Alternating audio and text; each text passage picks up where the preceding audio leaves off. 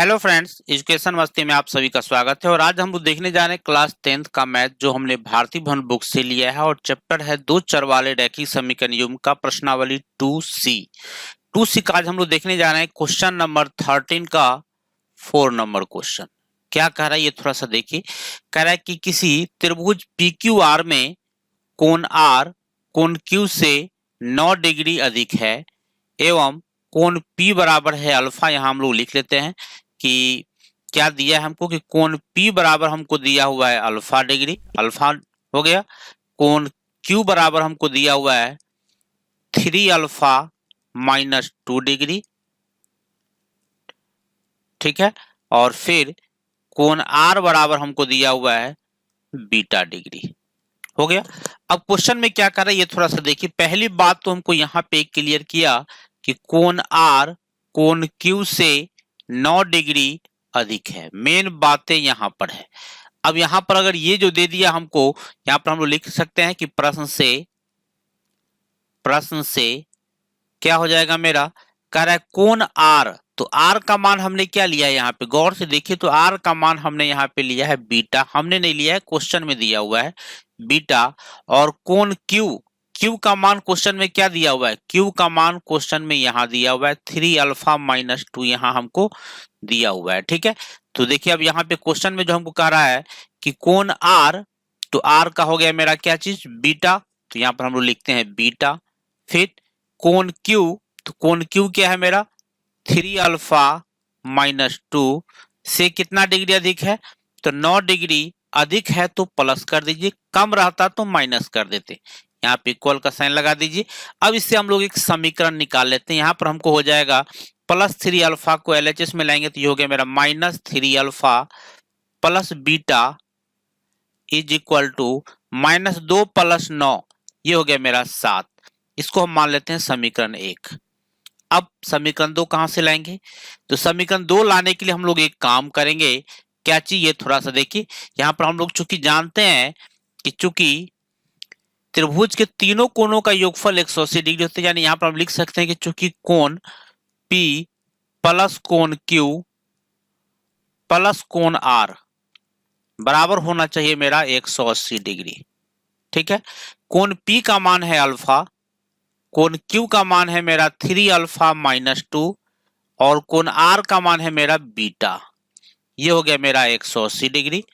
कितना हो गया, 3 अल्फा और 1 अल्फा, ये हो गया मेरा 4 अल्फा माइनस माइनस नहीं प्लस है बीटा इज इक्वल टू हो गया मेरा 180 और माइनस 2 RHS में जाएगा प्लस 2 हो जाएगा। यहाँ पर मेरा फाइनली क्या बन गया कि 4 alpha plus beta is equal to हो गया मेरा 182 डिग्री, ठीक है। इसको हम लोग मान लेते हैं इक्वेशन 2। अब हम लोग क्या करेंगे, समीकरण 1 और 2 को सॉल्व करेंगे, चाहे जिस तरीके से आप लोग को करना हो, प्रतिस्थापन से करना हो, विलोपन से करना हो, रेशियो डिटर्मिनेशन से करना हो, जिससे भी आपको करना हो कर सकते हैं। तो यहाँ पर हम लोग लिख देते हैं कि समीकरण 1 और 2 को हल करने पर, यहाँ पर हम लोग लिखें कि समीकरण 1 और 2 को हल करने पर, ठीक है, क्या हो जाएगा मेरा, ये थोड़ा सा देखिए। समीकरण 1 है मेरा माइनस 3 अल्फा, यहाँ गौर से देखिए समीकरण 1 मेरा यहाँ है माइनस 3 अल्फा प्लस बीटा बराबर है 7। चलिए इस चीज को हम लोग लिख लेते हैं कि minus 3 alpha plus beta is equal to है मेरा, प्लस बीटा ही था ना, हाँ ठीक है प्लस बीटा है। चलिए देख लेते हैं आगे।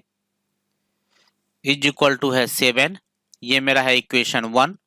और सेकेंड इक्वेशन था मेरा क्या चीज, 4 alpha plus beta is equal to है 182, ये हो गया मेरा समीकरण 2, ठीक है। सिंपल काम हम लोग इलिमिनेशन यूज करते हैं, विलोपन जिसको आप कहते हैं। यहाँ पर हम सब्ट्रैक्ट कर देते हैं, यानी घटा देते हैं। घटाएंगे तो क्या होगा, ये माइनस हो गया, ये भी माइनस हो गया, ये भी माइनस हो गया। बीटा से बीटा मेरा यहाँ पे कैंसिल हो जाएगा, ये इससे ये मेरा कैंसिल हो गया। क्या बच गया मेरे पास यहाँ पर, कि -3 अल्फा और -4 अल्फा, ये हो गया मेरा -7 अल्फा इज इक्वल टू 182, यानी 7 - 182 तो -175। ठीक है, तो क्या हो जाएगा यहाँ पे, माइनस से माइनस फिर यहाँ पे हम लोग कैंसिल कर सकते हैं इसको। क्या बच गया मेरे पास यहाँ पर, इसीलिए अल्फा इज इक्वल टू हो गया मेरा 175 बट्टा 7, काट के देखते हैं अल्फा बराबर कितना से हो जाएगा, 7 से तो यहाँ पे हो गया 7 दूना 14 और फिर यहाँ पे 7 पंचे 35, 25 डिग्री आ गया। अब यहाँ पे क्वेश्चन में क्या क्या मांगा जा रहा है ये थोड़ा सा ध्यान से देखिए। कह रहा है तीनों कोण ज्ञात कीजिए, तो तीनों कोण ज्ञात करने के लिए हमको यहाँ पे जो ये दिया हुआ है पहले हम लोग इस चीज को कॉपी कर लेते हैं, तो आसानी से हम लोग वहां पे लिखेंगे और मान भी डाल लेंगे। ठीक है, चलिए पहले हम इसको कॉपी कर लेते हैं और बीटा का भी मान हम लोग को निकालना है। समीकरण 1 या 2 किसी में डाल देते हैं, समीकरण 1 में ही डाल लेते हैं। यहाँ पे लिख लेते हैं हम लोग समीकरण 1 से, समीकरण 1 से। समीकरण 1 मेरा क्या है, समीकरण 1 था मेरा यहाँ पर क्या चीज, यहाँ देख सकते हैं आप, यहाँ पर मेरा समीकरण 1 है सामने आपके पास यहाँ। चलिए इस चीज को हम लोग लिख लेते हैं कि -3 अल्फा प्लस बीटा बराबर है 7, यानी -3 अल्फा के जगह पे हो गया मेरा 25 प्लस बीटा बराबर है मेरा 7। चलिए देखिए अब आगे क्या हो जाएगा, यहाँ पे यहाँ हो गया मेरा 25 या 75, यानी -75 प्लस बीटा बराबर 7, यानी बीटा इज इक्वल टू हो गया मेरा 7 प्लस -75 आज इसमें गया +75, यानी बीटा इज इक्वल टू आ गया मेरा 82 डिग्री। ठीक है, चलिए अब हम लोग चेक भी कर लेंगे इसका आंसर। यहाँ पर हम लोग पहले सीरियली निकाल दें, यहाँ पर लिख लेते हैं हम लोग। यहाँ देखिए जो हमने ऊपर में लिखा था वही चीज हम यहाँ लिखे हैं। अब बारी बारी से सबका मान निकाल लेते हैं। ये अल्फा और अल्फा का मान हम लोग निकाल चुके हैं, कितना यहाँ पर क्लियर है 25 डिग्री, यहाँ देख सकते हैं 25 डिग्री हम लोग निकाले थे। तो चलिए अल्फा के जगह हम लोग डाल देते हैं मान, यहाँ पे अल्फा का मान हो गया ये 25 डिग्री। ठीक है, थोड़ा सा अलग कर देते हैं, क्लियर पता चलेगा। ये हो गया मेरा 25 डिग्री।